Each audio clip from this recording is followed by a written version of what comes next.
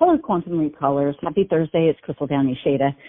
Just leaving you your Thursday message. And today I wanted to talk about one of the ways that we sabotage ourselves that may be less apparent. I don't know if this one is one that you will be able to relate to or not, but perhaps somebody you know does. And that is the restless sabotage. It's so interesting. When I was first, doing my own evaluation of the ways that I sabotage myself, this particular one I was in complete denial of. I judged it as being flaky, and I was not flaky because anything I started, I finished. And so it felt weird to realize that I actually do this one, which the restless sabotage looks like. It looks like saying yes to all the things, which on the surface sounds amazing, right? It sounds great. Like, oh, yes, I want to do that.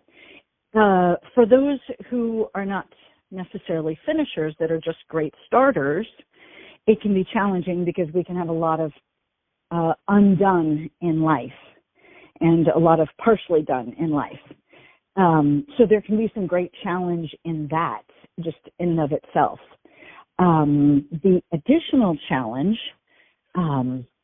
is if you're a person who is a finisher and a perfectionist, which those are both gifts and challenges that I work with, is that in being restless, which is saying yes to all the things, it leads to exhaustion. It leads to an overfull plate. It leads to burnout even. So restless looks like saying yes to all the things, and it is a constant searching for a next dopamine hit. That's what's at the core of it. Like, oh, that sounds great. Yes, I'll do that. Oh, that sounds great. Yes, I'll do that. And there is an energy about it that's contagious and fun and exciting.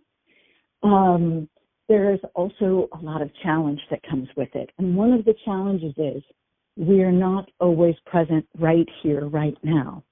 We're constantly looking for the other thing or the next thing. And we don't want to miss out on the other thing or the next thing.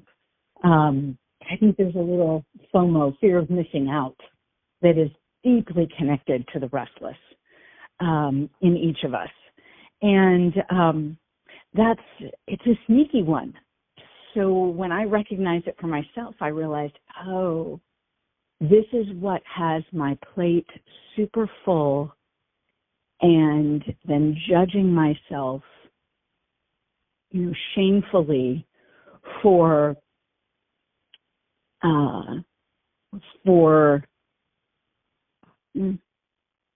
having an overfull plate, for having too much to do, for not being able to accomplish all the things in all the days. Anyway, it's a sneaky one. And I think it's more and more prevalent because our attention span is shorter and shorter. So the mantra that I've really practiced with this particular sabotaging practice is be here now. Wherever I am, whatever I'm doing, be fully present in that moment. Be fully present with that focus, that project, that person, that conversation. Be fully present in it. And I got to tell you, it's tricky. Like, that practice in and of itself has been tricky. And if you'd asked me if I thought it would be tricky, I'd been like, no, I got this. Not a problem. Oof. So not true. It is such a challenge to really practice being fully present wherever we are. Last night, I decided I wanted to just have a relaxing evening. And I got a new chair for my front porch, and it was a beautiful evening. The sun was setting, and there was no wind, and the temperature was perfect. I mean, it could not have been a more beautiful evening. In fact, crazy enough, a bald eagle flew over my house, and low. It was wild. I've never seen a bald eagle in town. Anyway, and it was a practice to not pick up my phone, check a message, check check a social media, go to a place, but just instead to be fully present, sitting, and fully present in just the experience of where I was and enjoying it. And so I share that with you because there are places it's more difficult to practice it. And now when I'm faced with, is there something extra that I want to do or something that I want to be a part of, I'm much more thoughtful about it. And I pause rather than being the automatic yes. I'm thoughtful.